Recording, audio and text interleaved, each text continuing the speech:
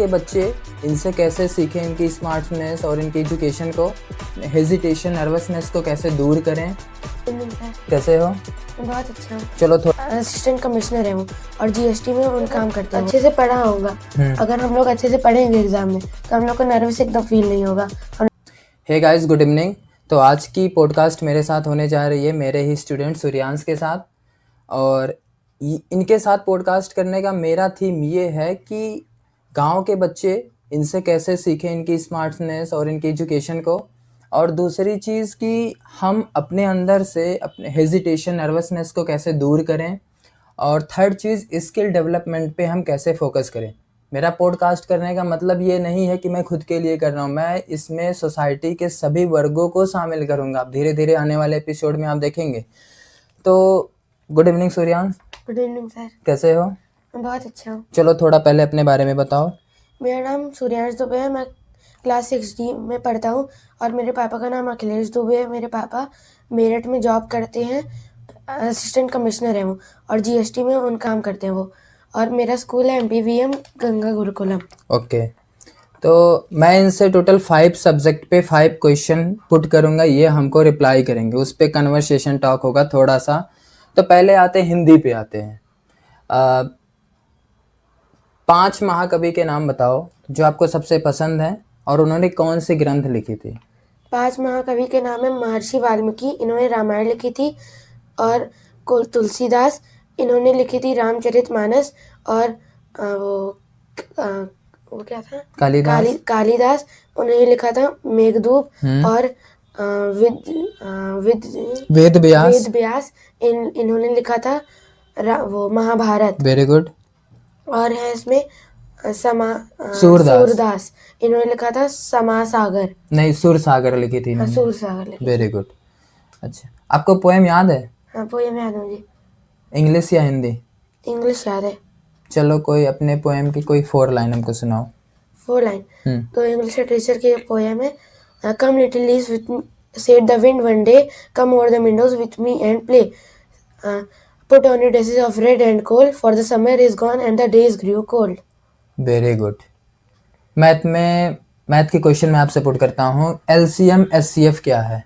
LCM को find out करने के कितने तरीके हैं, SCF को फाइंड आउट करने के कितने तरीके हैं? LCM के फाइंड आउट करने के 3 तरीके हैं, prime factorization method, division method और लिस्टिंग मेथड। हाँ। और SCF को भी फाइंड करने के लिए 3 मेथड है, लिस्टिंग मेथड और प्राइम फैक्टराइजेशन मेथड और long division method. Very good. Suppose that मैंने 2 नंबर लिया 6 और 8, तो इनका LCM SCF से क्या कनेक्शन है? इनका जैसे इनका सॉल्यूशन होता है A/B = LCM × HCF। Very good. तो हम लोग ने लिया है 6 और 8, तो A और B के जगह आ जाएगा 6 और 8, तो 6 × 8, तो 6 और 8 का प्रोडक्ट जो आएगा वो LCM × HCF के प्रोडक्ट से कंपेयर करेंगे तो सेम होगा। Very good. और 6 और 8 का मल्टीप्लिकेशन होगा 48। अच्छा, ओके। अब मैं आता हूँ SST के टॉपिक पे। SST में डेमोक्रेसी क्या है? Democracy is a form of government है जहाँ पीपल अपने गवर्नमेंट खुद चुन सकती है वोट करके, और वो सेफ होता है बहुत ज़्यादा, और ये चुन के लेती है कि वो अच्छे हैं या नहीं। Very good. कितने फॉर्म्स ऑफ गवर्नमेंट है? Government 3 form of government. नाम बताओ। डेमोक्रेसी, मोनार्की और डिक्टेटरशिप। इन तीनों में डिफरेंस क्या है? इन तीनों में डिफरेंस है, डिक्टेटरशिप है, मोनार्की है। पहले मोनार्की में किंग और क्वीन का बस चलता है और उनके आगे कोई बोल नहीं सकता है। ओके। किंग और क्वीन का उनके आगे कोई बोल नहीं सकता है। और डिक्टेटरशिप में होता है कि वही सेम होता है, पर इसमें राजा रानी नहीं, बस एक अकेला इंसान होता है जिसके आगे कोई नहीं बोल सकता है। और उसके बाद है हमारी डेमोक्रेसी जो अभी नई फॉर्म हुई है। उसमें हम लोग अपनी गवर्नमेंट चूज कर सकते हैं वोट करके, और ये बहुत सेफ होता है, और इसमें सबका वो होता है, क्या कहते हैं, इसमें सबके लिए इक्वल एंजॉयमेंट, सबके वेलफेयर के लिए काम करती है। ओके। अच्छा, मिनिमम एज क्या है वोट देने की? मिनिमम एज है 18 ईयर्स। Very good. और नेपाल में 2006 में क्यों रेबेलियन हुआ था? नेपाल में 2006 में रिबल हुआ था क्योंकि नेपाल वाले डिक्टेटरशिप को हटा के डेमोक्रेसी को लाना चाहते थे। इसकी वजह से वो बहुत ज़्यादा रिबल हुआ था उनके यहाँ, और वो डिक्टेटरशिप को लाया जाए और डेमोक्रेसी को लाया जाए और डिक्टेटरशिप को हटाया जाए। ओके। अच्छा, पार्लियामेंट कितने पार्ट्स को कंसिस्ट करता है? पार्लियामेंट 3 कास्ट को कंसिस्ट करता है। बताओ। वो पार्लियामेंट वो president, Rajya Sabha and Lok Sabha. Very good. Lower house इसमें क्या है? लोअर हाउस इसमें लोकसभा और upper house? Rajya Sabha. Very good. अब बात करता हूँ मैं आपसे कंप्यूटर में। कंप्यूटर की जनरेशन्स के बारे में बताओ आप। टोटल 5 जनरेशन है ना? हाँ। उनके बारे में एक्सप्लेन करो। तो 5 जनरेशन है टोटल। फर्स्ट जनरेशन में हमारी है लो लेवल लैंग्वेज, उसमें बाइनरी कोड्स यूज होते हैं और उसमें लो लेवल लैंग्वेज होती है जो बहुत ज़्यादा हार्ड होती है इंसानों के लिए यूज़ करना। उसमें मशीन लैंग्वेज यूज़ होती है, और जैसे इसका एग्जांपल है 10110001 बाइनरी कोड है ये। गुड।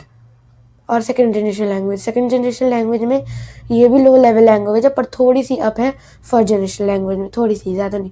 और इसमें असेंबली लैंग्वेज यूज़ होती है, और ये एग्जांपल है इसका एग्जांपल है इसमें मैनिमिक कोड्स यूज़ होते हैं, जैसे एडिशन, सब्ट्रैक्शन, मल्टीप्लिकेशन। एडिशन के लिए ADD, सब्ट्रैक्शन के लिए SUB और मल्टीप्लिकेशन के लिए MUL। ओके। और थर्ड जनरेशन के लिए वो हाई लेवल में पहुंच जाता है थर्ड जनरेशन, और ये थोड़ी सी ईजियर होता है पीपल के लिए उसमें वर्क करना, लर्न करना, रीड करना, क्योंकि ये डेली लैंग्वेज की तरह हम लोग को समझाती है। और इसमें एग्जांपल की बात करें तो इसका एग्जांपल है कॉबल। हाँ, कॉबल है इसका एग्जांपल। उसके बाद आ जाएंगे हम लोग फोर्थ जनरेशन लैंग्वेज में। फोर्थ जनरेशन लैंग्वेज में और हाई लेवल लैंग्वेज यूज़ होती है जो ईजियर बनाती है हम लोग को ईजियर बनाती है डेली लैंग्वेज यूज़ करके। उसमें रीड करना वही सेम है, थोड़ी सी ज़्यादा होता है। उसके बाद इसमें यूज़ होता है मर्क्यूरी यूज़ होता है, कोबाल्ट यूज़ होता है, ये सब यूज़ होते हैं इसमें लैंग्वेज जो ईजियर बनाते हैं। फिर आता है एकदम न्यू फिफ्थ जनरेशन लैंग्वेज जो बहुत ज़्यादा हाई लेवल लैंग्वेज होता है, एडवांस लेवल लैंग्वेज। उसमें AI यूज़ होता है, और इसका एग्जांपल लेंगे तो आएगा वो मर्क्यूरी। हाँ, मर्क्यूरी आएगा इसके एग्जांपल में। ओके। आपकी हॉबी क्या है? मेरी हॉबी ज़्यादातर तो वो गिटार बजाना है और ड्राइंग करना है। अच्छा, गिटार बजाने आता है आपको? हाँ। सॉन्ग पे गिटार बजा ले जाते हो? हाँ। नाइस। मैं कुछ आपसे रैंडम क्वेश्चन पुट करता हूँ। आपने किस कलर की शर्ट पहनी आज? मैंने ब्राउन। देख लिया आपने? अच्छा ठीक है। दिन कौन सा आज है? आज दिन है 12/11/2025। मैंने दिन की बात पूछी थी, डेट नहीं। वेडनेसडे। ओके। आज सुबह सो करके उठे सबसे पहले किसका मुंह देखा था आपने? मैं मम्मी का ही देखता हूँ। डेली ब्रश करते हो? हाँ। कितने दांत हैं आपके पास? 32 कम है। 32। अच्छा। और प्लेइंग में आपको क्या पसंद है? जैसे आउटडोर गेम को बात करें। आउटडोर गेम में मुझे सबसे ज़्यादा पसंद है क्रिकेट। अच्छा, क्रिकेट में ठीक है। कितने स्टंप होते हैं? 3 नहीं 6 होते हैं। आपको एजुकेशन की बात करें, मतलब सब्जेक्ट में सबसे ज़्यादा किस पे कमांड है आपकी? सब्जेक्ट में सबसे ज़्यादा मुझे मैथ्स पसंद है। मैथ पसंद है। ओके। गांव के बच्चों के लिए आप क्या कहना चाहोगे? गांव के बच्चों के लिए मैं कहना चाहूँगा कि उनका एजुकेशन सिस्टम और अच्छा हो। उनका मतलब जो गांव है, कुछ गांव में एकदम स्कूल मतलब वो अच्छे नहीं है, तो गवर्नमेंट भी उनकी हेल्प करे, उस गांव को देखे और अच्छे स्कूल बनाए उसमें, जिससे उनके लोग भी बहुत ज़्यादा वो एजुकेटेड हो जाए। ओके। और अच्छे बने। अच्छा, आपका टाइम मैनेजमेंट पूरा है? दिन का शेड्यूल बना रहता है ना कि आप कब उठते हो, कब स्कूल जाते हो, स्कूल से आने के बाद ट्यूशन पढ़ते हो, फिर कब सोना होता है। हाँ। ये पूरा बिजी शेड्यूल है। तो ये चीज़ें गांव के बच्चों में नहीं है। मैं भी गांव जाता हूँ, अपने घर के बच्चों को देखता हूँ, तो शेड्यूल नहीं है वहाँ पे। तो क्या इसका इम्पैक्ट पड़ता है आपकी पढ़ाई पर? अगर सपोज दैट एक दिन आपने अपने शेड्यूल के अकॉर्डिंग वर्क नहीं किया, तो इम्पैक्ट पड़ेगा आप पे कि नहीं पड़ेगा?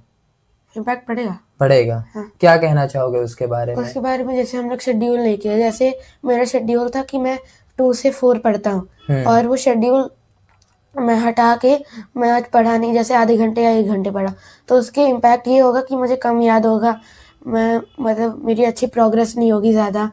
और अगर गांव वाले बच्चे अपने शेड्यूल में वर्क ना करें तो उनकी प्रोग्रेस अच्छी नहीं होगी। उनको मतलब मैं ये कहना चाह रहा हूँ कि वो शेड्यूल में वर्क करें, जिससे उनकी प्रोग्रेस भी अच्छी होगी, वो याद भी करेंगे और अच्छे इंसान बनेंगे, ओके, बड़े इंसान। बढ़िया है। तो एग्ज़ाम के बारे में लेकर के आपको क्या कहना है? मतलब आप जब एग्ज़ाम देने जाते हो तो आपको कैसा फील होता है? नर्वस फील करते हो या कैसा? एग्ज़ाम अगर मैं अच्छे से पढ़ा होऊंगा, अगर हम लोग अच्छे से पढ़ेंगे एग्ज़ाम में, तो हम लोग को नर्वस एकदम फील नहीं होगा। हम लोग बहुत कॉन्फिडेंट के साथ जाएंगे और सारा लिख के आ जाएंगे। पर अगर हम लोग पढ़े नहीं होंगे अच्छे से, जैसे 5 चैप्टर है उसमें से हम लोग 4 या 3 पढ़े, तो 1-2 चैप्टर जो छूटेगा उसके लिए हम लोग को बहुत नर्वसमेंट होगी। हम लोग सोचेंगे मार्क्स कैसे आएंगे, क्यों आएंगे, ऐसे। Okay, thank you so much. आप ऐसे कंटिन्यू पढ़ाई जारी करते रहो। God bless you. अच्छे से पढ़ो, अच्छे से लिखो, थैंक यू। एक दिन बड़े ऑफिसर बनो, देश का नाम रोशन करो। ठीक है, nice to meet you. Thank you. तो गाइज़, आपको मेरी पॉडकास्ट कैसी लगी? लाइक करें, कमेंट करें, शेयर करें, और हाँ, यदि आप चैनल पे नए हैं तो सब्सक्राइब करना बिल्कुल ना भूलें। आपको ऐसे पॉडकास्ट कंटिन्यू आने वाले दिनों में मिलते रहेंगे। तब तक के लिए बहुत बहुत धन्यवाद।